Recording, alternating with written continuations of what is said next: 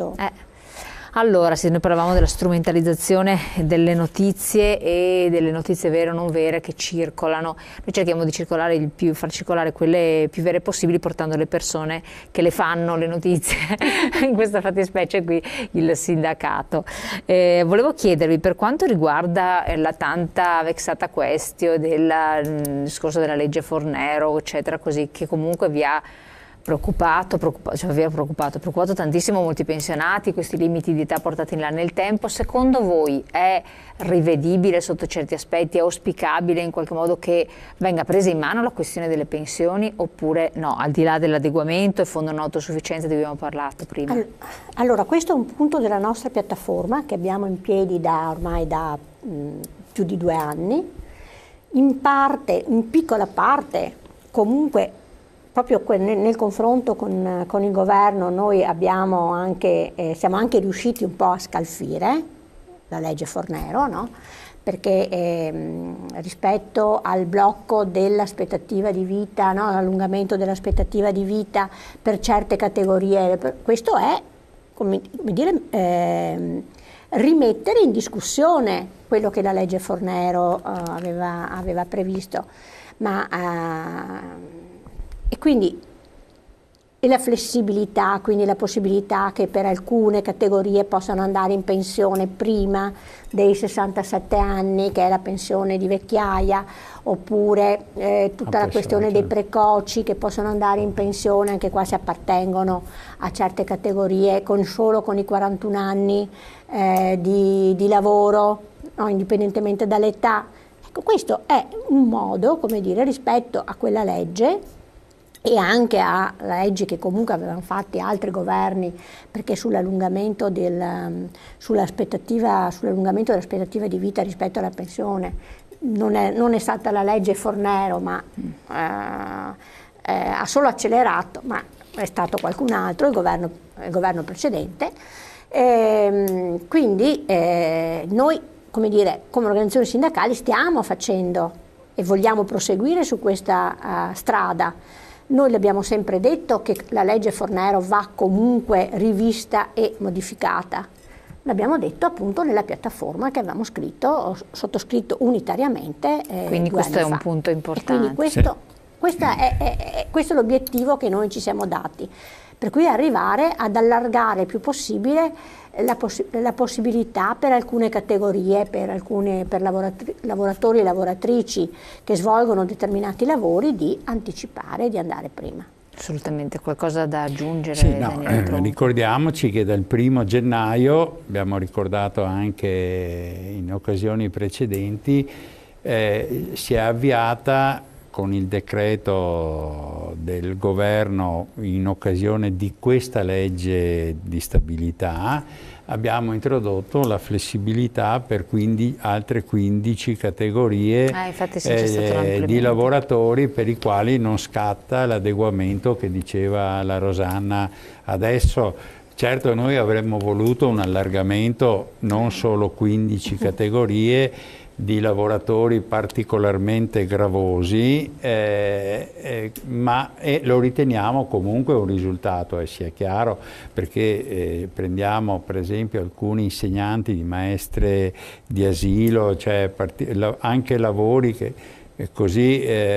prima non erano compresi, adesso possono rientrare in questa fattispecie. Abbiamo l'avvio dell'Ape Social, centinaia di persone che avevano perso il lavoro, erano bloccate, adesso con l'Ape Social stanno rientrando, diciamo, con la possibilità di poter andare. Poi un'altra cosa che noi non è che gradivamo molto, ma che entra in vigore con la circolare che dovrebbe essere emessa, ma ne avete parlato diffusamente in una trasmissione recente, anche l'Ape volontaria, sì, che si apre. Ecco, questa è un po' una concezione di una trattativa, di una discussione, di un rapporto anche dialettico con le forze che governano il Paese.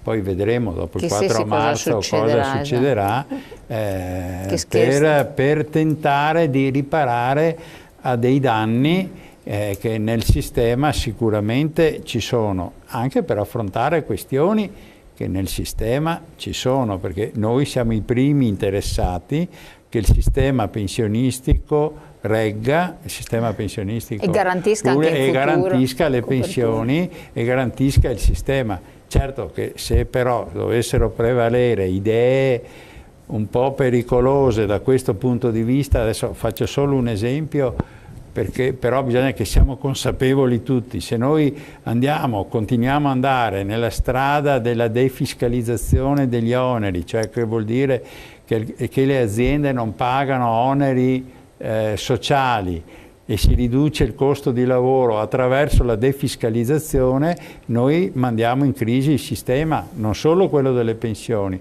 il sistema del welfare nel nostro paese. Questo deve essere chiaro, chiarissimo.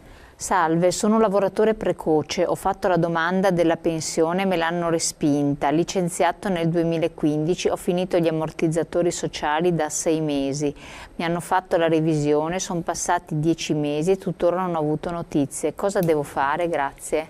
Deve rivolgersi al patronato INCA, in tutte le sedi... INCA, quindi, patronato INCA. Beh, se vuole andare a un altro patronato, sì, per carità. Si può andare in qualsiasi patronato sindacale che svolge questa funzione di valutazione, perché per poter attivare l'Ape Social bisogna avere alcune condizioni. E non sono poche, vero? Perché no, ne parlavamo... bisogna avere un numero minimo di anni di contribuzione versata e bisogna diciamo, avere una certa età. A quel punto si può attivare, diciamo, l'Ape Social oppure l'Ape volontaria. Sì, possiamo aggiungere che c'era stata nella prima infornata, diciamo, di domande, ci sono state molte respinte proprio perché non era chiaro il decreto.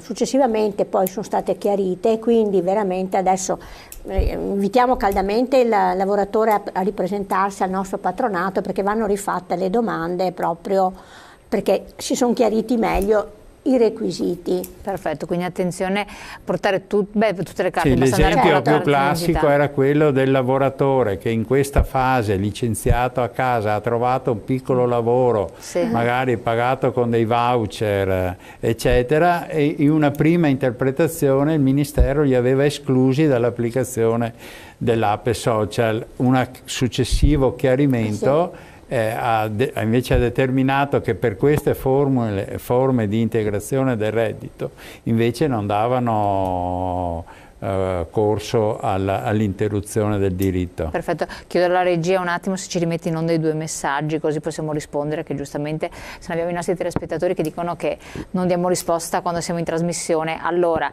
uno diceva: buongiorno, ma questo governo, a parte le promesse, ha mai fatto qualcosa coinvolgendo direttamente i pensionati? Quindi questa è una domanda. L'altro messaggio invece: ho letto che una sentenza del TAR del Lazio impone che le spese per i malati di Alzheimer devono passare l'USL, quindi allora questa ultima qua magari se può rispondere. Sì, è una domanda un po' generica, bisognerebbe guardare i casi singoli, perché sappiamo perfettamente che i malati di Alzheimer, quelli che sono ricoverati in strutture in RSA, viene pagato per loro la quota sanitaria, come è per tutti i non autosufficienti, e proprio per i malati di Alzheimer la quota è anche più alta rispetto a quella di una non autosufficiente normale, tra virgolette. Certo. La parte alberghiera invece è sempre a carico della famiglia, dell'ospite. Poi se invece è a casa, ci sono anche qua, a seconda della regione dove uno risiede, i vari assegni di cura o ICD, come si chiama qua da noi, e quindi aiuti per venire incontro alle spese che una famiglia è costretta ad avere. Poi c'è l'indennità di accompagnamento, che quella viene data a tutti. Tutte cose che bisogna richiedere però, attenzione, perché l'abbiamo ripetuto più volte, sono tutte cose che vanno richieste, quindi bisogna presentarsi. Non riesco a capire bisogna rivolgersi alle strutture, anche ai patronati, bisogna rivolgersi alle strutture sindacali anche dello SPI. Si va a vedere in SPI, l'indirizzo che ho detto prima, o si anche trova la sede più all'indirizzo vicina a della SPI, casa. si trova una sede più vicina a casa o si manda una mail. E ovviamente diciamo che poi c'è il contatto, perché bisogna vedere appunto caso per caso. L'importante è che la gente si faccia avanti, si attivi perché è così, insomma. Assolutamente. Rispondere nell'altro messaggio, c'è qualcosa che secondo voi il governo ha fatto per i pensionati? No, allora, qui va detto molto chiaramente che il giudizio che noi abbiamo dato sul confronto del governo è un giudizio articolato. Da una parte abbiamo l'accordo che è stato fatto fine 2016, inizio 2017, che secondo noi è in gran parte positivo, perché lì in quell'accordo lì abbiamo per esempio reintrodotto una sorta di perequazione delle pensioni con dei limiti, ma è stata reintrodotto, è stato abbattuto il principio del blocco della perequazione.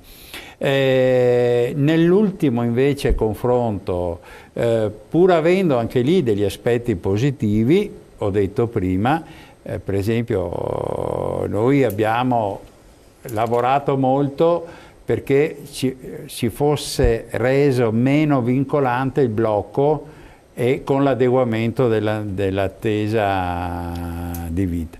Purtroppo non siamo riusciti in uno degli obiettivi che avevamo, cioè quello di dire che il lavoro di cura domestico, che viene quasi esclusivamente assegnato alle donne, fosse tenuto in considerazione per il calcolo appunto degli anni, cioè quindi che fosse valutata la contribuzione. Scusate un attimo, c'è una telefonata. Pronto?